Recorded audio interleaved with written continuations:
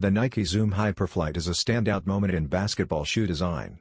This silhouette marked a bold shift toward seamless uppers and synthetic materials, moving away from traditional leather and suede.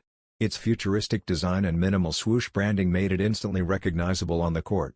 Lightweight and vibrant, the Hyperflight became known for both performance and style. Jason Williams, the electrifying guard for the Sacramento Kings, brought his streetball flair to the NBA while wearing the Hyperflight. One of his most iconic pairs was the purple and black player exclusive, featuring his jersey number 55 on the tongue and his nickname at the heel. Nike is set to re-release this exact PE design in spring 2026, giving fans a chance to own a piece of Hyperflight history. With its bold colors, lightweight feel, and unique PE details, this release is a must-watch for collectors and basketball enthusiasts alike. The retail price is expected to be $170.